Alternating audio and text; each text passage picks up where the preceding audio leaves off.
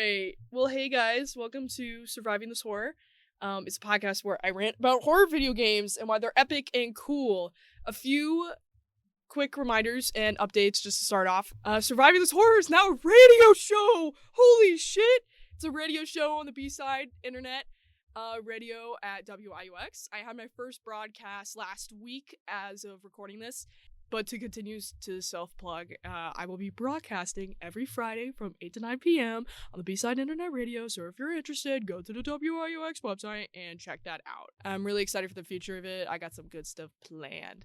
Secondly, I have a wonderful guest today, so I will briefly introduce my wonderful sister, Avery. Go ahead. Hi, I'm Avery. I'm Lily's sister. I'm a digital art major at Penn State. I'm basically hoping to get a degree in video games so I can speak to the production of some of the games that we're going to talk about today. Bet.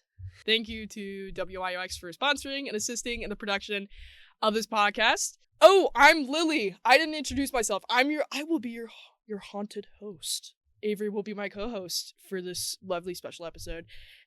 And about Surviving This Horror, each episode I will talk about the timeline, the legacy, and the cultural impact that a specific horror video game has on pop culture and why I think they're cool or why I think they're important to talk about it. This episode is going to be a little bit different than usual. I will be talking about some of our personal favorite independent horror video games. And then also one last little thing. I'm congested. So I'm going to have to do a lot of cutting audio for today, which is not great. So first, to get started, to kind of rearrange the typical structure that I have for the podcast, I'm going to start with explaining the importance of indie horror games in general, when comparing it to a industry of just shitty horror video game slop. So first, let's define what I actually mean. Like, what does the term indie or independent game actually mean? So I'm talking about a game that's produced typically by a small team without the financial backing of bigger studios or AAA studios. It's a small team and a little more underground, if you twill.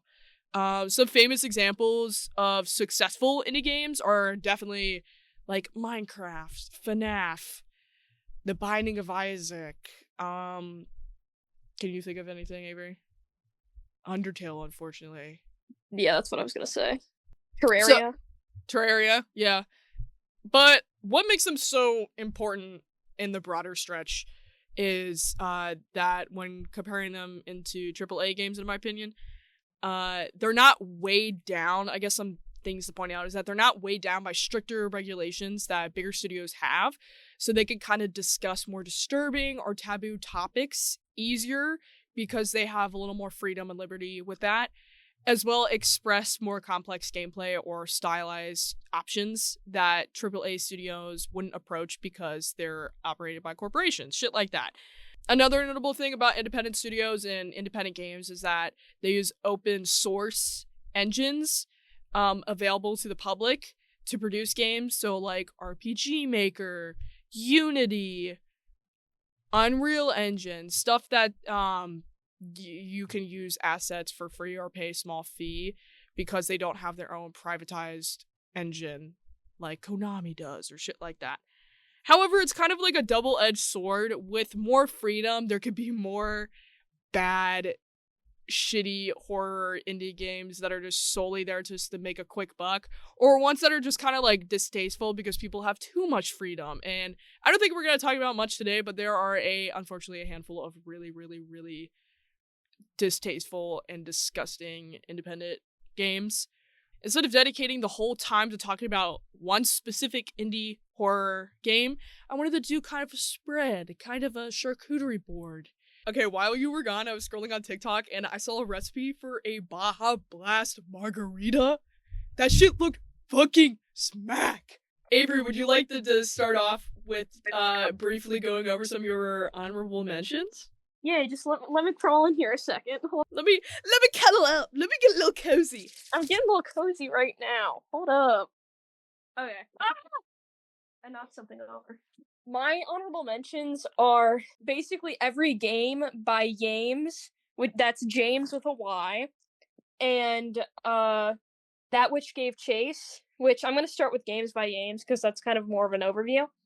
I'm going to like 4 standout games. The first is the most popular, I'd say, is Growing My Grandpa, which is a fantastic name.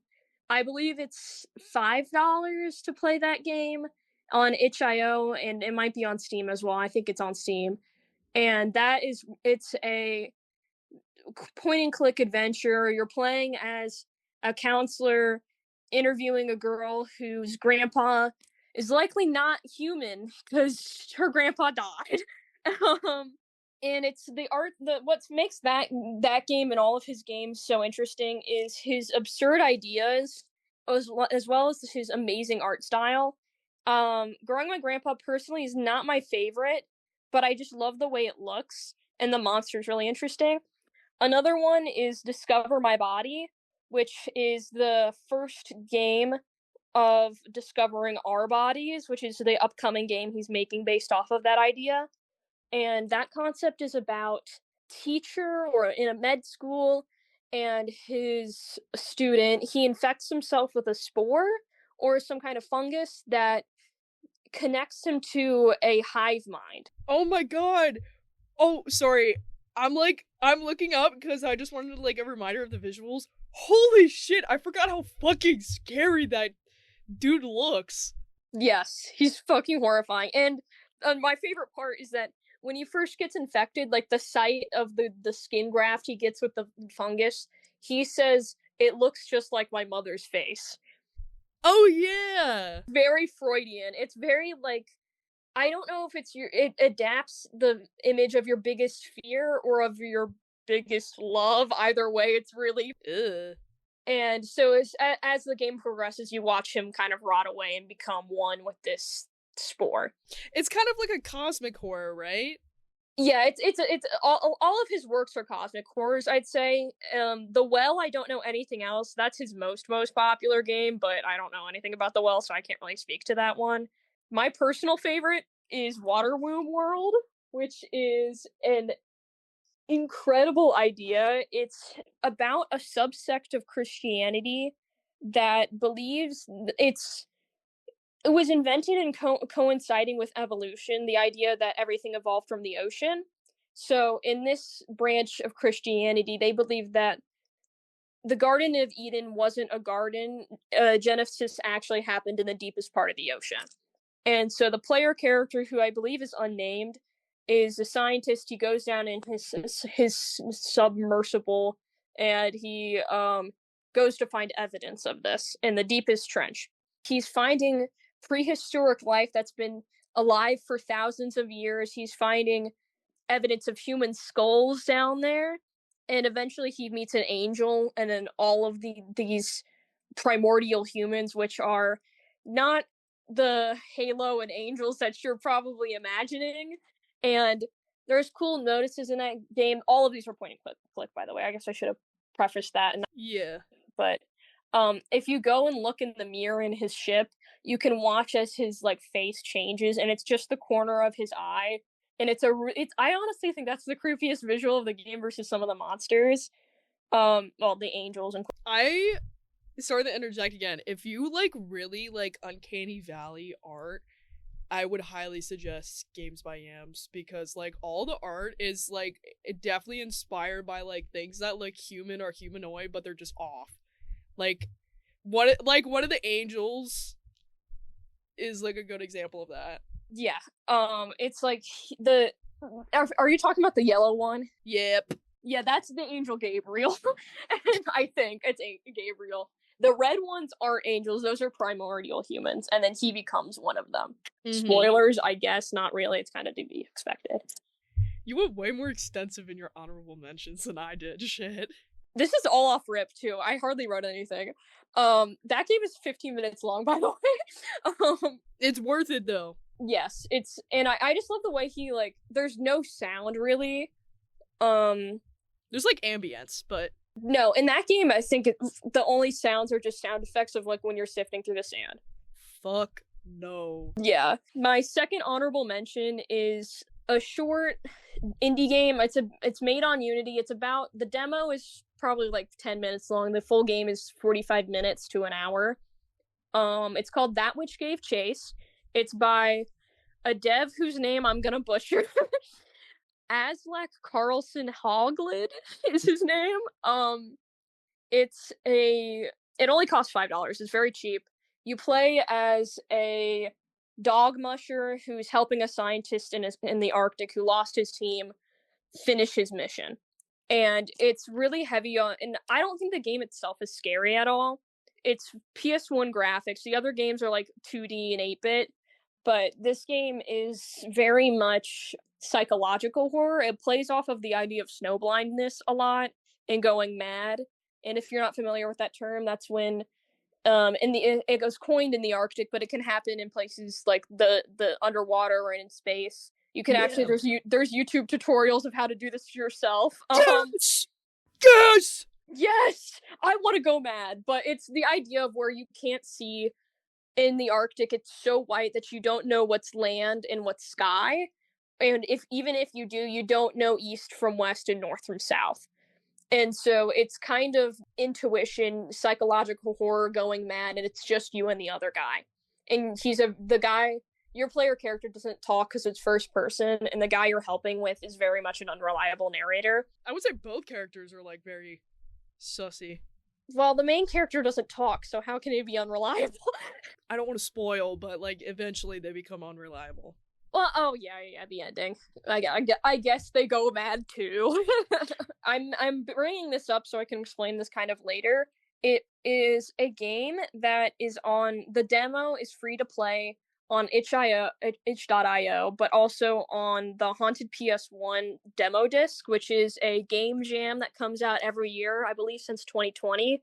This is from 2021. A series of 20 demos that range from 15 minutes to 25 usually, and it's fully rendered. You can play them on your laptop all throughout October. I played basically all of them on 2021, and the newest one came out I think like a week ago for 2024, and they're all really good. They have a render pipeline that encourages new game developers to use it and make games in that art style. It's really intuitive and really easy to understand because they want this game jam to keep going on for years and years. So it's great people and great games, so I highly recommend it, and I just had to explain that because it's going to become important later on. Alright, well, Avery fucking yapped forever, so let me it's all good. So let me speed run up my honorable mentions. I'm just dogging on you. You went really in depth because I did not. So first I have Signalis. It's a sci-fi horror akin to like Dead Space or like if you were to play Alien. But the whole premise, it's a pixel game. It's a third-person fixed camera, almost Resident Evil clone, where you're a a very attractive, not to objectify women, but a very attractive android humanoid that you're investigating a scene of. Like, it's kind of like Alien. It's incredibly stylized, has a very unique premise. It also has extremely challenging puzzles, but not hard, but challenging, which means the puzzles are actually fun to, like, figure out and do. They call her the puzzler. They call me the puzzler. But the puzzling breaks the barrier for, like, stupid puzzles that are just now in every single, like, horror video game. Like, Resident Evil recently has a bad case of, like, stupid puzzles where they'll be like, you need to unlock this safe, and then you turn around and there's a piece of napkin with scribbled on the code for the safe. That's not a puzzle, that's just like handing it to you. That game, Signalis, breaks that trend. It has very good art, very good sound design, very good creepy monsters. I believe it's on consoles and Steam. I don't know how much it is. My next one is, this one has a fun name. It's called Milk Inside of a Bag of Milk. And there is a sequel to this game called Milk Inside of a Bag of Milk Inside of a Bag of Milk, which I also think I butchered. But I'm talking about the first one. It has such a very interesting name, and it's an interesting game alone because it's a very surreal, depressing experience. And it's incredibly short. I believe like you can punch through it in like 15 or 20 minutes. But that also kind of is like, it kind of, even though it's so short, it's such a taxing experience to project yourself through this character's shoes. It's like really upsetting. So you play as a girl who has several severe mental illnesses. We're just going out into the world to simply buy milk for your mom is a Herculean task. And it portrays that, like, people are not who as they seem. It's like a schizophrenia simulator, and it's very, very stylized, once again, and touches on taboo topics. It's a heavier game, but I enjoyed it a lot. And then the last one is Blasphemous. Yet again, another really stylized game. I played this. I didn't. But I hardly got through it because like I couldn't play the first boss because I didn't know the controls, and so I deleted it. So it's really, can you see the trend I'm going for? Is that I only picked games that are really stylized, but it's a platformer with heavy religious themes and incredibly detailed pixel art. And I'm speaking for both the first and second game. But it's very fun and challenging gameplay. It's not hard and it's not unfair, but it challenges you and keeps you motivated to defeat bosses, platform through stuff, and it has very religious themes, really cool cutscenes. I'm gonna be honest with you, I don't really know the overart. Yeah. I do know a bit about this. The creator is Spain. I think he's Spanish, and so a lot of it has to do with the Crusades during Europe, and so that's why it's like overtly religious and. Yeah, but it's. I unfortunately don't know much about the overarching plot, but it's still like it's a beautiful game. It has beautiful art. Let's talk about our top 3 now, fucking finally. So number 3, my favorite indie horror game, Fear and Hunger 1 and 2. So Fear and Hunger and then Fear and Hunger Termina, which is abbreviated as Funger. So I will probably be referring to it as that because it's just easier to say. The publisher is Happy Paintings, but similar to the next one I have, I believe that's just the developer making a studio for himself. I could be wrong, but the developer is Myro Havernen. It's a Finnish name. I don't know how to say it. The first game came out in 2018. It's $8 on Steam. It's an RPG Maker game. A very easy to use engine, and there's a lot of games, good and bad, made on RPG Maker. But this is probably the most exemplary example of a creator using this engine and exploiting it and to make an amazing game. And so the game itself is beautiful. There's tons of different enemies. The first game has 4 different protagonists. The second game has 8 or 10. It's just really impressive. The artwork is probably the biggest thing that I have to like just talk about. Some of the designs are very creepy, but it's just the artwork and the amount of time he put into these games is so shocking. But the story of the first game is there is a dungeon, there's a knight that you're going after who has reward depending on which protagonist you play as. There's different reasons why you're going after him. His name is Lagarde, and you're going to the Dungeon of Fear and Hunger. And so you have to manage, you guessed it, your fear and your hunger meter. So your character can go mad in various ways. They can there's a tons of different status effects they can take on. It's most known for being a really hard game and you dying over and over again. Every time you die, this game is so fucking hard. Okay, I one of the cons I have for this game is that I think I understand it's a part of the fucking gameplay and plot, but it's unfairly and unjustly hard. The first game is unjust on the easiest level. The second game, I think, is a little, I don't say easier, but I think it's a little more fair because of the way it goes, but I'll explain that. Yeah. It also has, like, there's mods for a streaming-friendly version because there's a lot of, pardon my language, and then you can cut this out, dicks and titties in this game. There is a lot of nudity. Yes, there's a lot of nudity. It's like weird. It's really strange. Yeah, the guard monster in the beginning is probably the first one I think of. Another big thing in this game is that you can lose limbs.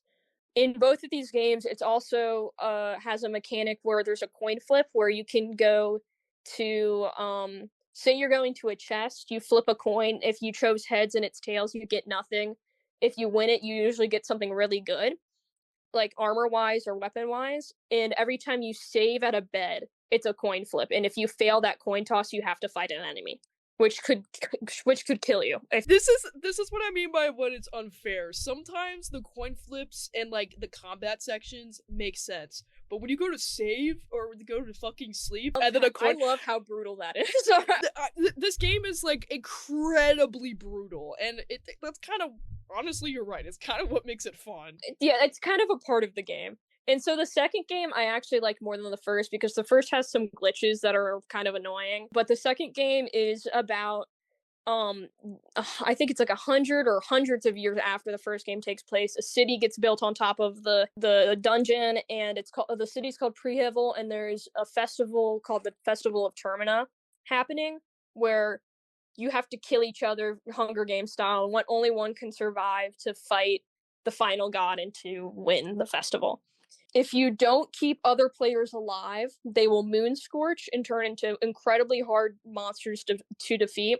There's one NPC that you can't play as named Tanaka, who almost immediately dies. He's the hardest character to keep alive because of how often he dies. Word. Love that. This game is different in the sense that every time you save, time passes. So there's a coin flip, but also you're gambling. That's taking over the course of 3 days. As time passes, more people are moon scorching. Other characters can kill other characters. You're making it harder on yourself every time you pass time. And so it's easier to play this game straight through, no saving, versus, well, like, obviously saving, but being very, very choosy about your saves. Like, I've had to play... So, like, one-shotting it? And to leave the window open on like the menu screen, so I didn't save, so I could just go back to playing it because I didn't want to risk passing time and making it harder on me when I wasn't prepared to make it harder. I just think the lore in the second game is a lot more interesting, and the second game is very much based off of World War II era. And again, the artwork is amazing. I recommend for experienced players because of how difficult it is, but I also think it's a really fun game to watch other people play, personally. So, that's Funger. That's my number 3 choice. Hell yeah. My only comment on that is that I'm so fucking hungry right now, unironically.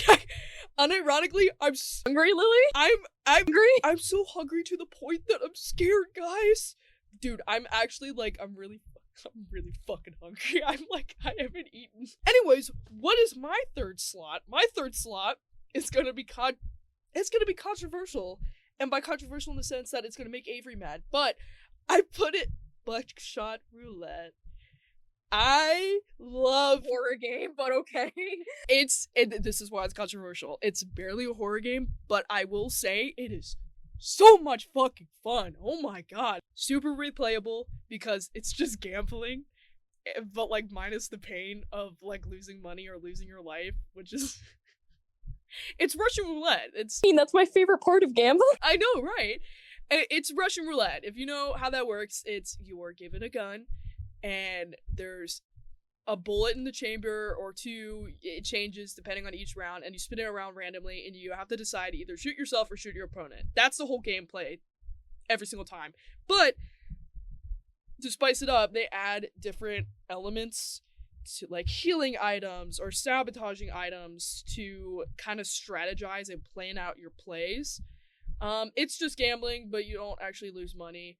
But it like, you're just like, oh, then how am I gonna be addicted? Because it's virtual money. Oh. And they also have a multiplayer mode, so that's another addictive factor, is that you can play with other people, so you're just trying to get bragging rights. Once again, it's very stylized, has very cool polygon shading. I like it a lot. Dithering, if you will. Yeah. I will also say the multiplayer is a con because of how horrible it's... I'm getting to that. The multiplayer, this game... Stop interrupting me! I already touched on this, but it's not really scary. It has scary elements, like, you know, shooting yourself or shooting your opponent, and then your opponent is also, like, really creepy looking, but it's not itself, like, actually a scary game to, like, play. But there's a big debate between gamers, if you twill, about whether a gameplay carries a game or if the plot/story carries the game. And I usually fall on the story side. I usually like games, and my top 10 favorite games is because I like the story and the plot and the world it builds. However, I'm gonna pick team gameplay because this game has such replayable gameplay loop with the Russian roulette style with the twisted perks. I love it so much, and I am so fucking addicted to it. Moving on to the next point, usually I'm a bitch if you listen to former episodes, but usually I'm really picky about the dingy gray, brown, yellow color palette, but this grimy color palette fits the game perfectly because it's a very grimy setting. The setting is a sketchy underground club where you're literally gambling your life for money. It just kind of makes sense. It fits perfectly. The game can be as short as you want it to be or as long as you want it to be. It could be short, whether you just want to do a quick gameplay and you could do like the easy mode and like just do your 3 rounds and be done. Or you can make it long because you can make a harder game mode and keep playing and keep replaying to get more and more money, more and more longer streak. It can also be short because you might actually suck at the game and just die. It got really popular last year, I believe, on social media because the style and the replay value. The multiplayer mode, to touch back onto that, I think translates very well for this type of game. However, the execution is very poor. It's not that good, but it just kind of seems like a game that would just be perfect for multiplayer or playing it with other people. And then another con I have is that in normal mode, your opposer, I'm kind of blanking on whether if he has his name, if the enemy person has a name, but so the opposer, in my opinion, is kind of dumb. Dealer, sorry. Dealer, yes, the dealer. The dealer, in my opinion, is kind of dumb and kind of just lets you win most of the time in the normal mode. But, and then of course he like gradually gets more intense throughout the rounds and throughout time, which makes sense, which is fine. No complaints there. However, because I suck at video games and I'm a little baby, in the hardcore mode, which is called Double or Nothing, you get a gambling reference. He can sometimes, I know it's randomly generated, but sometimes he could just be like unfairly tarred, and he's just like can read your mind, read your plays, and just be a omnipotent, powerful being and just ruin a run that you've had in literally one move, which pisses me off. That's me, sore loser Lily speaking. I think just like when the moment I stopped paying attention a little bit and like he loads the bullets, I like it's hard to like. I think I actually skipped over this point. Since this game doesn't actually like you don't actually need skill to play it. You could strategize your plays, but everything's all random, so it has pretty good like easy entryway factor. But especially in the harder mode, you gotta track your bullets. You gotta track which bullets are live, which ones are blank, on which round or casing you're in, and like there's been so many times where I'm just like, fuck, is the third casing live or blank? I can't remember because he swapped it and then he stole my thing. But that's kind of what makes it engaging and exciting, in my opinion, and the addictive factor. But okay, now moving on to our second place, we're running it down. We both have the same game in our second place. Yeah, so it means a lot to us. Yeah. So I'm gonna let Avery talk about Off first, and then I'll chime in with anything I want to add. It's a very strong second place, like not first or third, but strong second. I first played Off, I think, in 6th grade, which is way too young to be playing a game of this context.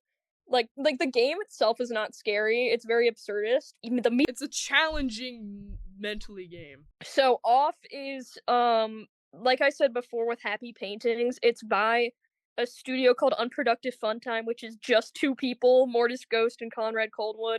Conrad Coldwood does all the music, Mortis Ghost does everything else. So it came out in 2008. It's another RPG Maker game, but unlike Funger, it is, you gotta lower your expectations. It's 8-bit. It's very simple looking, but the drawn enemies and some of the artwork that's shown throughout is very, very stylized. It's very sketchy. I love Mortis Ghost art a lot. And so, like, it goes from this simplistic style to these really good drawings. In battle is when you see them, really.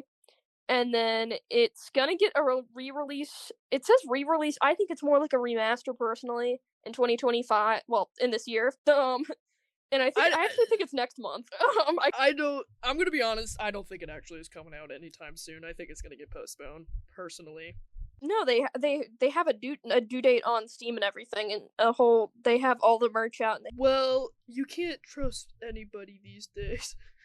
I trust Mortis Ghost because he's a goat and he has a dog with glasses on as his profile. That is true. It's pretty reliable. He's pretty trustworthy.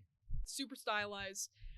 Even for an RPG Maker game, which typically, like, people just reuse assets, but they went out of their way to just make such a unique art style and carried out not only through the pixel art for, like, in the combat, but also, like, the backgrounds and stuff like that. It's really French absurdism at the core, very just, like, surreal, random, but random with a purpose and meaning type stuff, which I like absurdism as a lot. The story it's telling is very, like, towards the end you realize how weird it is, and the moral is that you could stop, as the player, you could stop playing at any time and delete the game and the world will remain as it is, but you won't playing the game, but you won't.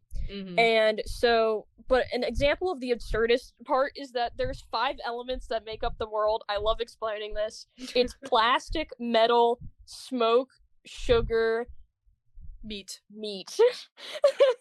are the 5 elements of the world, and I kind of love it. That's my next point, is that it creates a very dense, crazy world that you can easily get wrapped into, and it feeds you the lore by the spoonfuls, but it doesn't, like, rush it into you. You get immersed in the world not only by playing it, but by watching the plot. Like, the elements Avery just said, they thoroughly show, like, a little cutscene or a little, like, cinematic explaining, like, what the element is and how people monetize on it and why it's important to certain characters and stuff like that. It's French absurdism at its core because the creators are French.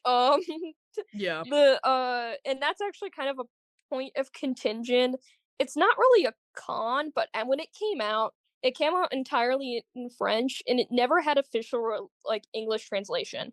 There was the quote unquote official translation that came out was someone else's translation that Mortis Ghost approved and said, yeah, this is good. One sentence at the end of the game that a character called the Queen has with the batter, there was a mistranslation at the first release, like, of a translation by someone else that completely changed the way the story is. That's how important an official release of a translation of this game is, because one sentence can change the way the story is told. So that's why I'm really excited to play the new game, because it's getting its official release by Mortis Ghost into English. So I'm really excited to see what tweaks that adds to the story. Another con, I guess, is that the gameplay, you can add on this, the gameplay is really just outdated in this, because easy. Like it's RPG Makers, like, there's no strategy. You just follow, like, if you've ever played a JRPG, you just click a button, wait for the filler to time, and then but since it was on an old RPG Maker engine, it's just kind of old and outdated. But it's getting updated in the re-release and everything. Yeah, he's completely changing the way the battles are from the ground up, which is the biggest complaint everyone's had with this game, is because I beat the final 2 bosses in, like, 5 minutes. There's no ounce of emotion or attachment that I have at all whenever I do a battle. I literally click buttons. Yeah, it's like clicking buttons. It's not exciting at all or exhilarating. Like, you don't fit. It knocks you out of the game so crazy hard. Yeah, the only time it's challenging is when you're fighting Sugar or, like, an enemy from, like, a purified zone. Oh, that is true. Yeah. The actual bosses are not really challenging. The only challenging thing about the bosses is that they're bullet sponges, and they'll the fights just go on for fucking ever, and you feel like you don't do any damage until they just die 10 minutes later. Well, I mean, I feel like it's more like they just kind of they don't show their health bar, so you can be doing a lot more damage than you realize, and then they just suddenly die. But like Yeah. you can get credits very easily. So I had like 20 luck tickets or whatever. Credits is the currency, by the way. Yeah, I should have said that. And so like I had all of these healing items that like even when I was low on health, like I never had to worry about dying. Like there's like no stakes in this game. It's purely story that drives it. But Hmm. it's also a game that like I don't want to let that con like I know we're ragging on it to be why like you don't play it. I would wait for the official re-release, which will be $5, but you can play it now for free. It's about a 4-hour gameplay, so it's the long. I actually think It's a it's the short longest game. on this list. I could be wrong, but My number one is like around the same time, a little longer, but and the last point I have is that it has an incredibly profound and strong ending that reinforces kind of the whole purpose of the game. No matter like the ending is simple. You have two options. I don't want to spoil it, but hint hint, it's in the name of the game. And it goes with the whole premise that Avery said that you can stop playing the game and stop the damage being done anytime you want, but you won't. yeah, and I think the two choices you get in the like a lot of games you have to work towards an ending, and it's the choices you make that decides the ending you do. This is literally you have two buttons you pick. Do I want to do this ending or that ending? Mm-hmm. Which I kind of like, as silly and blunt as that sounds, I kind of really like that. Yeah, that's what I'm saying. Now, drumroll please, ladies and gentlemen. Here's Avery's number one favorite and best horror video game of all time. Yeah, my favorite indie horror game. Yes. It's Walk, which is a I don't think they're making a full game out of this. It's a on the haunted PS1 demo disc, the same one that Which Give Chase was on in 2021. A game that's there's an hour long playthroughs because supposedly there's 5 endings. I only know of 2. It's a game where you play as it takes place in Japan, and you're playing as a elementary school age schoolgirl walking home. Well, you don't even know if she's going home. She's walking alone at night, and there's this demon that comes out of nowhere and is chasing her. The What makes it interesting is that it's in the PS1 style. It's like fixed camera. She walks really slow, which is really like tense. When you first see the monster, she's a walking, and like you're going to get something like a coin at the end of like a parking lot, and you just see pop-ups on your screen saying hide, hide, don't look, hide.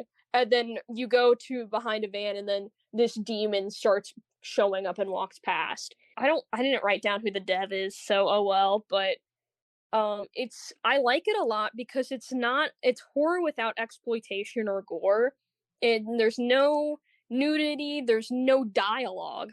It's well, I mean, there's like pop-ups telling you like Yeah. what'll happen, but it's very, very simple.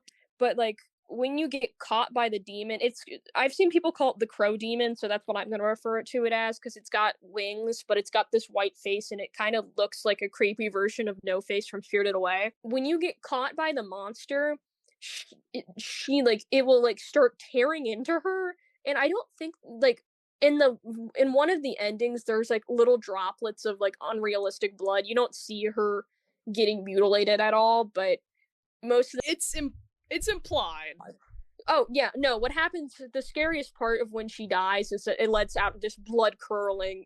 Oh my god, the scream is so distressing. It's really disturbing. It plays off the empathy part that you're playing as this little girl, and it's really just kind of a big clear stranger danger PSA kind of. Mm-hmm. And to go into the 2 endings, like it I think there's 2 official endings. I don't know about these other 3 that were in this hour long playthrough that I didn't watch, but the first ending, you like it starts off well, both of the endings start off, you're chased by the demon, and so you're playing as the girl running away from the perspective of the monster chasing you. And so you're dodging, she's walking really slow, and finally you make it to this house, and inside the house all it is like a room that's really red, and a computer screen, and then there's a character on the wall, then in English it says type. And when you're playing on laptop on keyboard without a controller, it's you kind of have no idea what to do because at this point because it just kind of seems like, oh, this is where the game ends because there's nothing I can do here. Mm-hmm. And so when you go to the computer, you don't know the code that you need to type. And so a lot of people are like, oh, I don't know what the code is. Let me go back outside and look around to see if I can find a clue. As soon as you open the door, the monster gets you. It has that animation, death animation. You died. That's the first ending. And then it says ending, and then it says one of two. And so what makes playing this game on a remote a lot better is that not only like when you're hiding from the monster, the when he's nearby, your controller will rumble, and when he's about to spot you, it'll rumble even more, which can be really helpful and make the game a little bit easier. And plus, playing with keyboard keys is not very hard. I never play any of these games on keyboard. At the ending, when you go into this room and you sit down on a remote, you feel that your controller starts to rumble in front of the computer. And if you're being tentative enough, you notice that it's Morse code. And that's the code you type in, is the code that's... I didn't know that! Oh, that's so cool! It's really, really cool. That's so subtle! And then, as soon as you do that, it's the screen goes black and the second ending starts. This is the secret ending, which I think is the 2 of 2 second ending. So it switches to a first person. You're walking through this burning forest. The skies are red. It's basically looks like hell, this forest fire that you're walking into. And then in the distance, you see this beacon of white light. And so that's what you're going towards. And then as you're going towards it, you see the crow demon kind of flying overhead. And then as you go to this white light, you realize stairs appear around it. And it's kind of like a tree almost. As you go up, you see kind of branches break off the stairs a little bit, but it's still all white. And as you're going up, the crow starts swatting at, like swooping down at you until finally it picks you up, and then it flies you overhead, and then it drops you. And then it lets out a blood-curdling scream again, but you don't see the impact, and it's not the kid's scream. It's a man. Yeah. You hear a male scream. And that's what makes me think that in this second ending, you're not playing as the girl anymore, and that maybe this whole stranger danger PSA, this is the guy that was stalking the little girl. And this is his personal hell, and this is what his punishment is. That's my kind of analyzation of that. But then it cuts to a TV screen. You see the little girl walk past the TV screen. The title shows up. And then an ad starts playing with a cowboy. And it says Sauna 2000, which is another indie game I don't know anything about. And it's an ad for that with the cowboy, which makes me think that, like, it lists in the credits the name of the people that made this game, but I think their aliases are not even real people, and I just think it's another, like, kind of ad for Sauna 2000 and, like, reference that this game might be linked with that game. But again, I can't speak to that because I don't know anything about that game. That's the second ending of Walk, which I really liked that, the way you get to it. But the reason why I have it as my number one pick, even though it's such a simple idea and the game can be as short as 15 minutes, is because I am so scared to play it.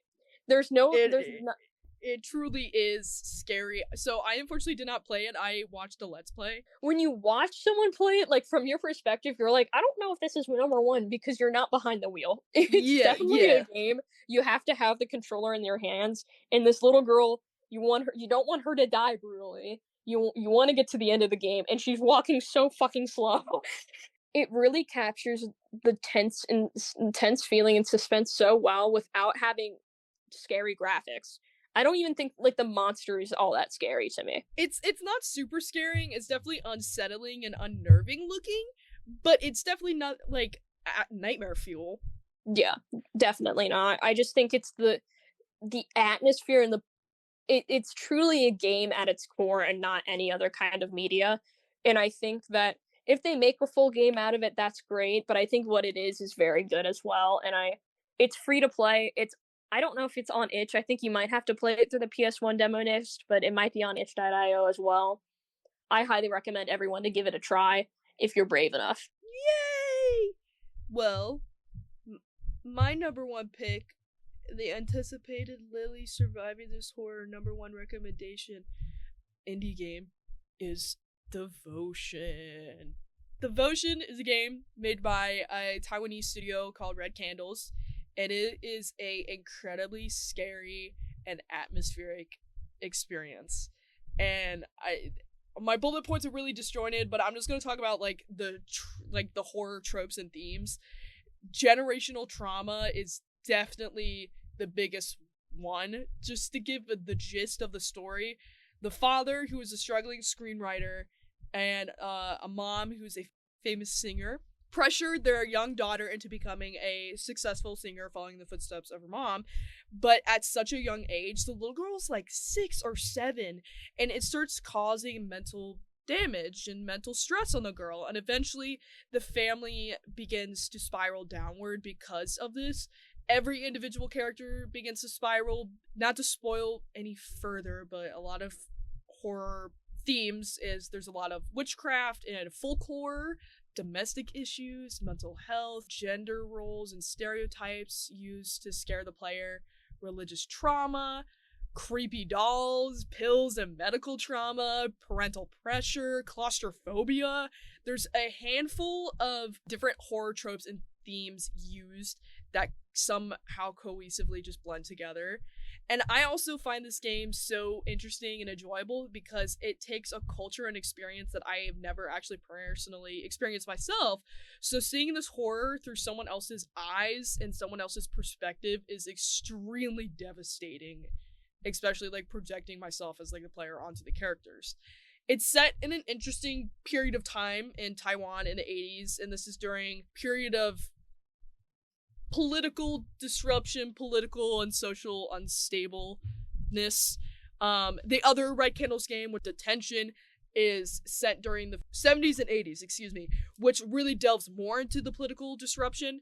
It is also a very, very good game. But the scare, and the reason why I mention this is that it takes scares and fear of reality and drops them into the game, which I think is always impactful. It's just very, very, very good. So the actual gameplay itself, it kind of acts, if you watch my Silent Hill episode, it kind of acts like PT in a sense where all of this takes place in the same location. It takes place in the family's apartment, but it's entered and re-entered to solve puzzles and connect the overarching plot and story through different periods of strife through the family's timeline. So you will enter, there's like a apartment complex hallway, and there's like 3 different doorways that you can enter and exit. And these are 3 different periods of time, but they're the exact same apartment. And the apartment will look different, reflecting the period of time and the distress and what's going on in the family and the personal lives of the family and so on. Which I think is extremely clever and makes the story itself feel claustrophobic, but also the setting. Because of this game, I have to talk about it. The developer studio, Red Candles, they are a Taiwanese studio, and they got in some hot water.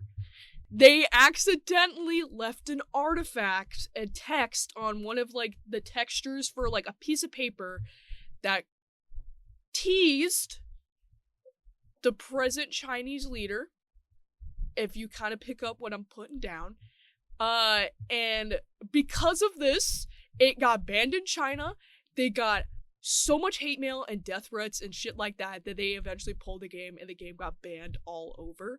Until recently they put it, I think it was like 2022 or 23, they finally put it back on shelves and to be replayed and resold, which is truly devastating for how terrifying and such like a interesting and unique horror game from a small studio that this was like something they forgot to remove, and someone data mined it and grabbed it and then sounded the alarm, and it's so just really depressing. And so when I think about this game, I think about that, because it's another social horror, I guess, that because of one stupid mistake, it got their whole game deleted for multiple years. Yeah, on that subject, I did not know the consequences. I just knew what it was that had been in the game files, which is a joke, which was a joke that jokes are supposed to be funny, but the Yes. consequences of that joke was not very funny, and I didn't know that. I guess one of the major cons, every single game that I like, of course, has to have a con, unfortunately.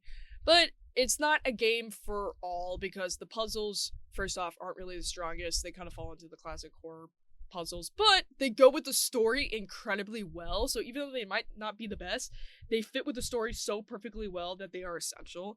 And the game is not for everyone because it's kind of just like a glorified walking simulator where you just walk to environments, interact with stuff, and solve puzzles. There's not really like any limited action, there's limited cutscenes, but the game has incredibly good sound design, incredibly good lighting, very good graphics for a small studio, that it sets that atmosphere that I said, that it's just so creepy and eerie that you feel invasive, that you're intruding on this family's drama and the family history, but also at the same time, you want to keep progressing and understanding more. All of Red Candle's games are very good.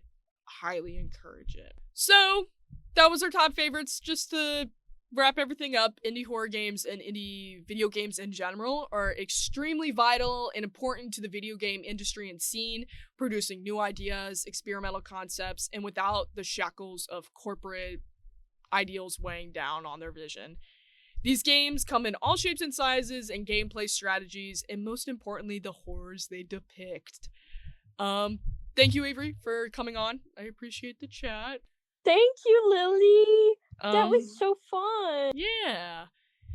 If you dig this and you want to hear more, go to WIUX's website on the podcast tab or listen through Newgrounds or YouTube. To stay up to date on new episodes and information, I have an Instagram, I have Twitter, I have Newgrounds, all of which are under Survive This WIUX. I also have my radio show every Friday, 8 to 9 p.m. And thank you once again to WIUX for the assistance. And thank you, Avery, again for coming in. Thank you, the viewer, for stopping by and listening and hearing us rant. Yeah, thank you so much. That was a lot of fun. I hope you enjoyed it, guys. Bye-bye. Bye-bye.